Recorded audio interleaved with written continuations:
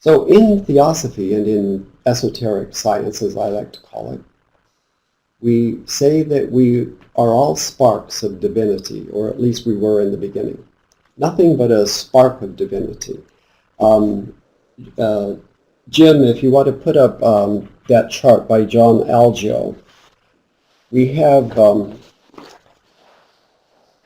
this comes from the book Theosophy and Introductory Study Course. And it is displaying exactly the concept that we're talking about with this prodigal son story. Our original nature is completely divine. There is nothing other than divinity within it. And it has to come down into matter, or manifestation as we call it, in order to gain experience. Without this involution into matter, it would never gain experience. It would never change from its high, exalted spiritual nature. So when in the Bible it talks about the fall of man as if it were an enormous mistake, and that if it hadn't happened, that we would all live in a perfect state of being, that's not true. We were meant to fall into matter. That's part of the plan. Without it, we would gain no experience. You can all imagine what it would be like to live in a state where you never had to work, where you never had to figure out problems. Food was provided for you, everything you wanted. It would be extremely boring. We thrive on challenges. We thrive on learning to overcome obstacles. It's part of our nature. The nature of spirit is to grow. And the only way you can grow is by overcoming obstacles. And the only way you can have any obstacles is if there is manifestation. In manifestation, you have polarity. You have positive and negative. You have masculine and feminine. You have something against which you can judge yourself and other things. You can make comparisons. But in unity, there is nothing.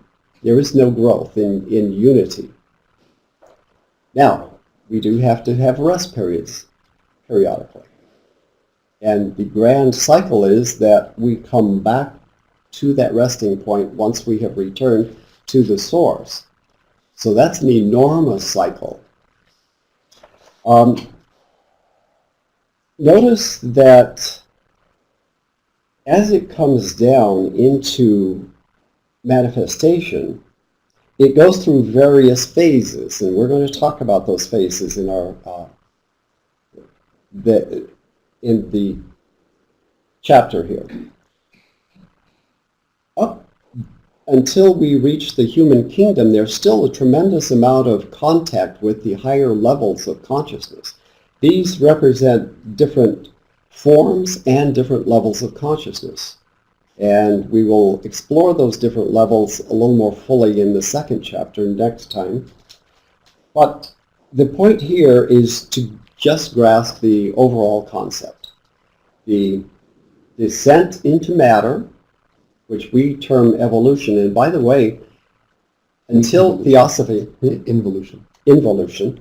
Yes, until theosophy came along, there was no real concept of involution versus evolution. Scientists talked about evolution, and religious people talked about creation. But there was no talk about involution and evolution. So we have a little bit different approach than either scientists or religious people. We insist that we are divine by nature, that we have to come into incarnation in order to gain more experience, and that enlightenment comes once we begin to reawaken to our divine nature And also, interestingly enough, the very word involution means becoming enmeshed in something, almost like becoming stuck. The more we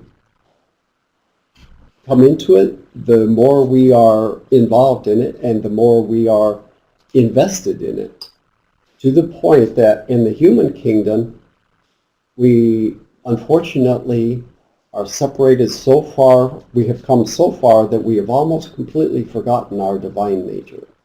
Animals and plants haven't forgotten it, but we, to a very large degree, believe that this phenomenal world and our personality is who we are. So we've been tricked, so to speak, into believing that this is me. And we have to gain enlightenment in order to regain that more divine nature. It's within us the whole time, but we almost completely lose sight of it. Yoga is the key that helps us regain that spiritual insight.